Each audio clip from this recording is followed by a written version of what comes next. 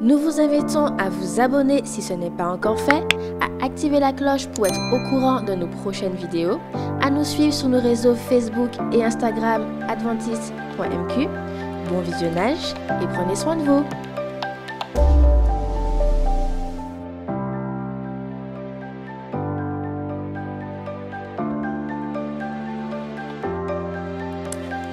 Chers frères et sœurs, chers amis internautes, merci de votre fidélité.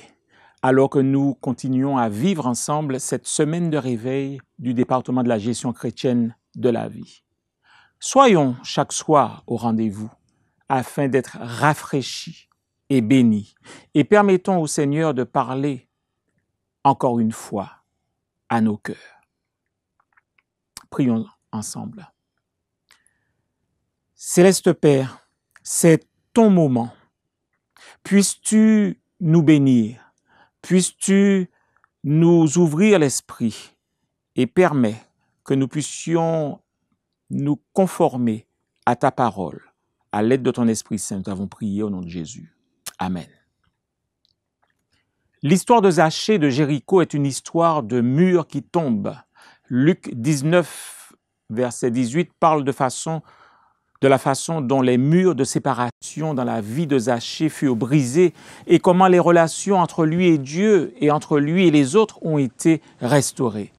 Son histoire est pleine d'instructions pour quiconque aspire à de meilleures relations. Zachée vivait dans cette ville ancienne, chargée d'histoire, la toute première ville conquise après la traversée du Jourdain par Josué et le peuple d'Israël.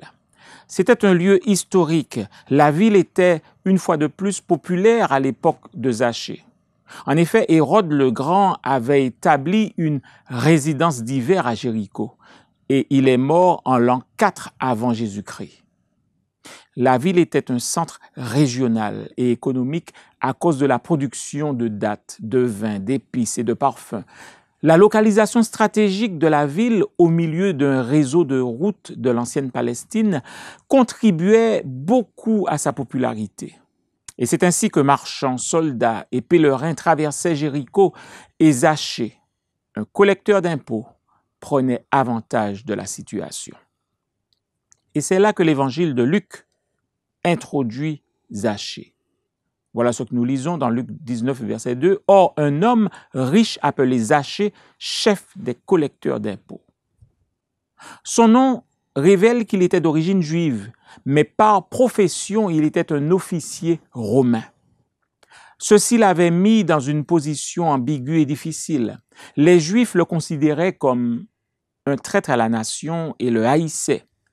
On ne l'autorisait pas à participer à la vie communautaire de la synagogue locale. Il était exclu à la fois socialement et religieusement. Pourquoi une personne voudrait-elle endurer un tel rejet? On pourrait trouver la réponse dans la dernière description de Zachée. Il était un homme riche. Il sacrifiait ses relations sociales au profit de l'argent et de biens matériels. Apparemment, Zachée avait du succès dans sa carrière et dans son objectif de devenir riche. Il s'était élevé au rang de chef de collecteur d'impôts. Il était Zachée le performant. Avec une telle richesse et un tel succès, nous nous serions attendus à ce que Zachée soit heureux. Pourtant, il semble que quelque chose manquait dans sa vie. Il voulait remplir un vide qu'il éprouvait à l'intérieur. Voilà ce que nous lisons au verset 3 et 4. Il cherchait à voir qui était Jésus, mais il n'y parvenait pas à cause de la foule, car il était de petite taille. Il courut en avant et monta sur un sycomore pour voir Jésus parce qu'il devait passer par là. Ellen White, dans son commentaire, dans son livre Jésus-Christ, à la page 262, explique le désir de Zachée de voir Jésus en ces mots. Cependant, le riche officier des douanes n'était pas un mondain endurci. Sous des apparences de futilité et d'orgueil, battait un cœur accessible aux influences divines. Le chef des péagers désirait contempler le visage de celui dont les paroles avaient ranimé l'espérance dans son cœur. Son argent et ses richesses ne pouvaient pas enlever son désespoir. Zachée aspirait à des relations autres que celles qu'il avait avec les choses matérielles. Et selon le texte ci-dessus, Zachée a dû surmonter 2 obstacles pour établir cette nouvelle relation. 1, sa petite taille, et 2, la foule dense et hostile. Les relations de qualité ont toujours un coût. Et pour Zachée, ce fut de courir et de grimper à l'arbre avec sa tunique sur lui. Jésus, nous verrons que c'est celui qui abat les murs. Les murailles de Jéricho étaient tombées bien des siècles auparavant lorsque Josué et son armée avaient marché autour d'elle pendant 7 jours. Nous pouvons présumer que Zachée avait abattu des murs dans sa propre vie, des murs tels que l'illettrisme, des murs tels que la pauvreté. Cependant, le mur relationnel était encore épais et bien haut, sans espoir de tomber un jour. Il ne jouissait d'une relation de qualité ni avec les gens qu'il côtoyait, ni avec Dieu. Se retrouver dans un sycomore était un bon début, mais ce n'était pas suffisant pour abattre le mur qui séparait Zachée des autres. La visite de Jésus à Jéricho marquera un tournant. Zachée cherchait à établir une relation distante et impersonnelle avec Jésus du haut de son arbre, mais Jésus avait une meilleure offre pour lui. Au verset 5 de Luc 19, nous lisons ceci: « Lorsque Jésus fut arrivé à cet endroit, il leva les yeux et dit, « Zachée, dépêche-toi de descendre, car il faut que je m'arrête aujourd'hui chez toi. » Jésus lui offrait une relation de proximité, une relation personnelle. C'était ce à quoi Zachée aspirait véritablement, mais il ne l'exprimait pas et il descendit de son arbre. L'esprit de prophétie commente la réponse de Zachée de la façon suivante. La foule s'écarte et Zachée, marchant comme dans un rêve, indique le chemin de sa maison. Jésus savait quelle route menait à la maison de Zachée, mais il voulait que Zachée passe devant et comme un homme bien élevé, il n'est pas entré de force chez Zachée. Zachée dut ouvrir la porte. Et plus tard ce jour-là, Jésus parla de la raison de sa visite chez Zachée. Nous lisons ceci au verset 9 de Luc chapitre 19. Jésus dit à son propos, « Le salut est entré aujourd'hui dans cette maison, parce que lui aussi est un fils d'Abraham. En effet, le Fils de l'homme est venu chercher et sauver ce qui était perdu. » Il y a 2 informations essentielles dans ce passage, chers amis. Jésus parle de l'identité de Zachée comme étant un fils d'Abraham. Et selon la perspective de Jésus, Zachée existait par son affiliation à la famille d'Abraham et par extension à la famille humaine. Zachée a été créé en relation et pour la relation. Renier cette caractéristique en se laissant conduire par sa quête des choses matérielles l'avait éloigné de son identité.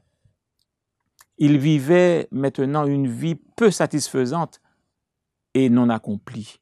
Pour ne pas dire plus, notre besoin naturel de relation ne peut jamais être satisfait par des possessions matérielles ou par la réussite.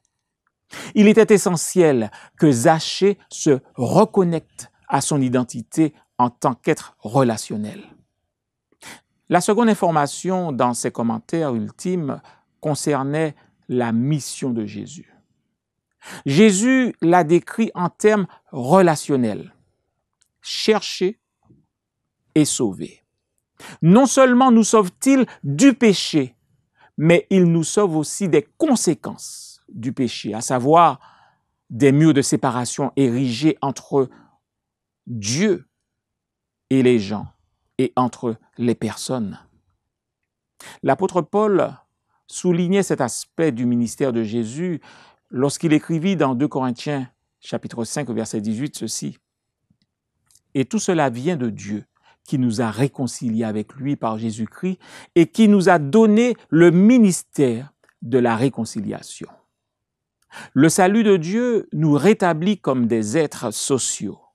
Par choix, Zachée était un constructeur de murs. Par grâce et amour, Jésus est devenu le destructeur de murs dans sa vie. La rencontre entre Zachée et le briseur de murs n'a pas été sans restauration. Nous lisons ceci au verset 8 de Luc 19. « Mais Zachée, se tenant devant le Seigneur, lui dit, « Voici, Seigneur, je donne aux pauvres la moitié de mes biens. Et si j'ai fait tort de quelque chose à quelqu'un, je lui rends le quadruple. » Par cette déclaration solennelle et significative, Zachée choisit de ne pas rester assis ou couché. Le constructeur de murs avait finalement décidé de vivre une vie honnête, une vie sans murs. Un des premiers murs qu'il avait décidé d'abattre était le mur de séparation entre riches et pauvres.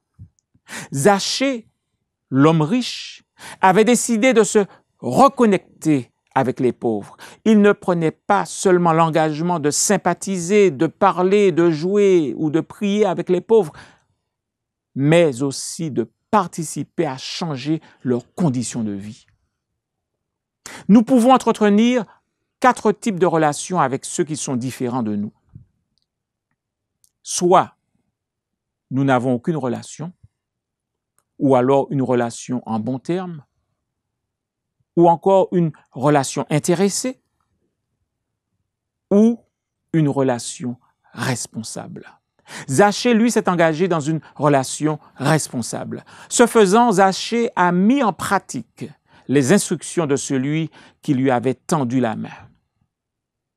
Instructions trouvées dans le Lévitique, chapitre 25, les versets 35 à 37. Et nous lisons ceci. « Si ton frère devient pauvre et qu'il manque de ressources près de toi, tu le soutiendras, même s'il s'agit d'un étranger ou d'un immigré, afin qu'il vive avec toi.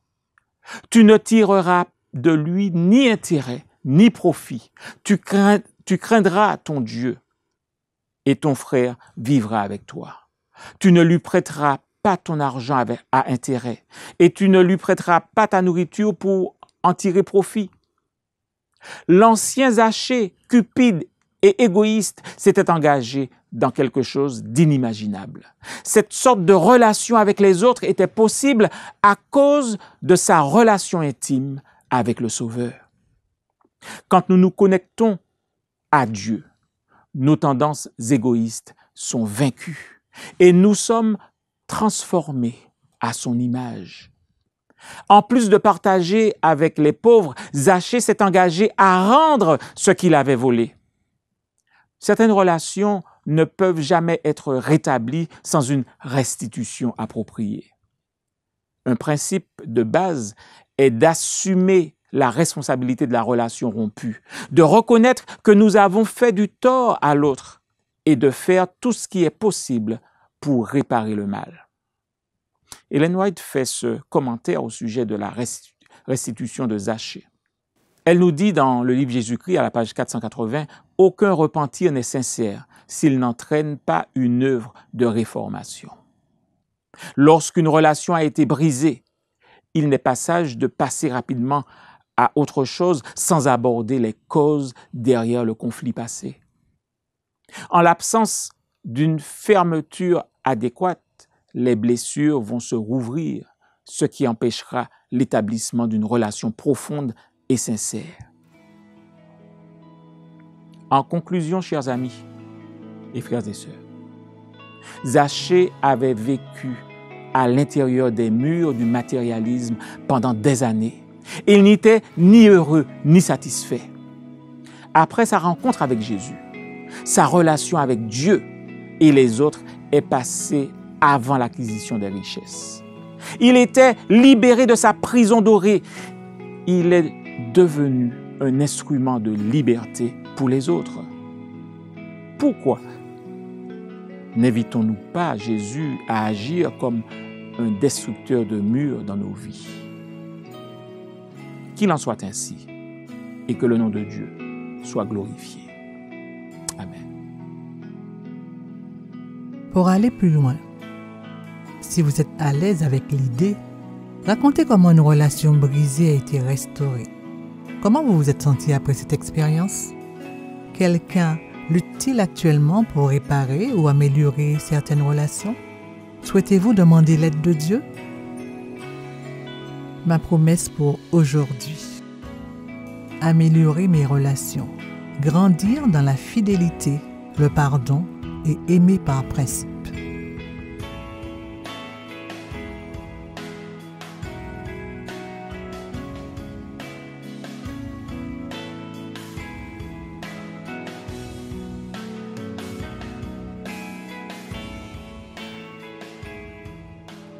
Nous vous invitons à vous abonner si ce n'est pas encore fait, à activer la cloche pour être au courant de nos prochaines vidéos, à nous suivre sur nos réseaux Facebook et Instagram adventiste.mq. Bon visionnage et prenez soin de vous.